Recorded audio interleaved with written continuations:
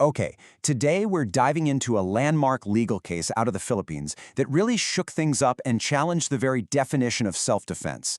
This is the story of Marivic Ganosa, and it's a case that forced an entire legal system to grapple with the incredibly complex psychology of domestic abuse. Right? And this is the core of it, the central paradox of the whole case. Marivic Ganosa admitted it. She confessed to killing her husband, Ben. But her defense came back with an argument that she wasn't a murderer, she was a victim, just trying to survive. And that one question, well, it sent absolute shockwaves through the country's legal system. So to really get why the final verdict was so controversial, we have to start at the beginning.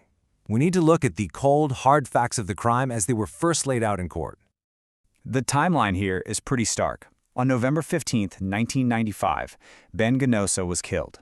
His body wasn't even found for 3 whole days. Now, Marivic pleaded not guilty to parricide. That's the legal term for killing a spouse. But almost 3 years later, a lower court came back with a truly devastating verdict. Yeah, the decision was just absolute. The court found her guilty, and they added this aggravating circumstance of treachery because her husband was defenseless when he died. The sentence was the absolute harshest one possible, death. But this is where the story takes this incredible, historic turn. When the case was appealed to the Supreme Court, her legal team completely changed their strategy. They weren't just arguing about what happened that night anymore. No, they were putting Marivic's entire psychological state on trial. And they did it by introducing a defense that the legal system there had literally never seen before.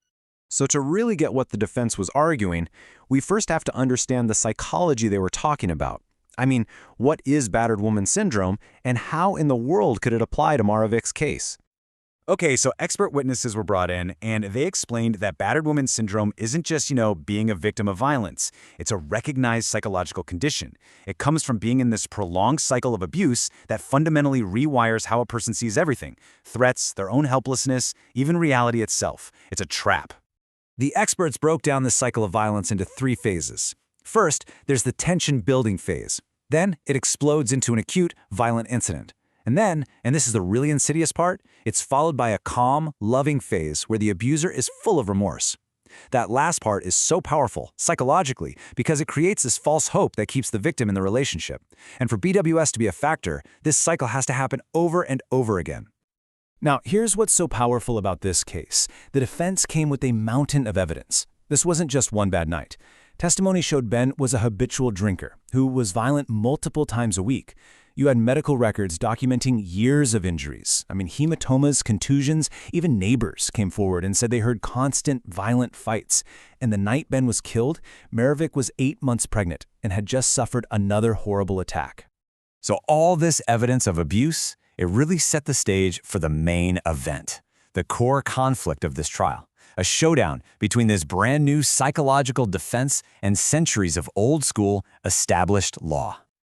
And this slide, this just nails the central problem.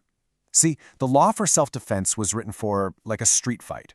It requires unlawful aggression, a threat that is immediate, real, and happening right now. But the whole point of battered woman syndrome is that for the victim, the threat never really leaves. It's constant. The danger doesn't just vanish when the abuser passes out, because she knows with absolute certainty that the cycle is just going to start all over again. This was the impossible question the Supreme Court had to untangle. Was Marivic defending herself from a sleeping man? Or was she defending herself from the inevitable future violence that she genuinely believed was going to kill her? So, how did the Supreme Court land on this one? Well, their final decision was incredibly nuanced, definitely surprising, and it would go on to set a huge precedent for the law in the Philippines. Okay, so first, the shocker. The Supreme Court actually affirmed her conviction for parricide. They stuck to the letter of the law. Their reasoning was, because Ben was asleep when she attacked him, there was technically no unlawful aggression at that exact moment, so it couldn't be self-defense, period. But, and this is a massive but, they didn't just stop there. The court knew something was different about this case. And while they felt they couldn't just redefine self-defense on the spot, they could look at Marivic's state of mind when deciding her punishment. And this, right here, this is the crucial point. For the very first time, the court recognized the psychological impact of BWS as a real legal factor. They pointed to two mitigating circumstances. First, they said the years of abuse created a cumulative provocation that just wore down her willpower. And second, that final assault triggered this overwhelming passion and obfuscation that basically clouded her judgment. So BWS wasn't a get-out-of-jail-free card, but it was a powerful explanation that the court finally listened to. So what did this incredible ruling actually mean for Marvik Genosa herself? And what was the lasting legacy of her groundbreaking case? Well, the impact for her was absolutely life-changing. Her death sentence was thrown out and replaced with a sentence that maxed out at about 14 years. And here's the thing, because she had already been in jail for more than the 6-year minimum while the case was being appealed, she was immediately eligible for parole. The court's ruling literally gave her back her life. In the end, the Genosa case didn't acquit a battered woman who killed her abuser, but it did something that you could argue was even more important. It cracked the door open. It forced the entire legal system to finally acknowledge that the mind can be just as wounded as the body. And it left behind this powerful legacy that continues to challenge how all of us think about justice, psychology, and the sometimes desperate fight for survival.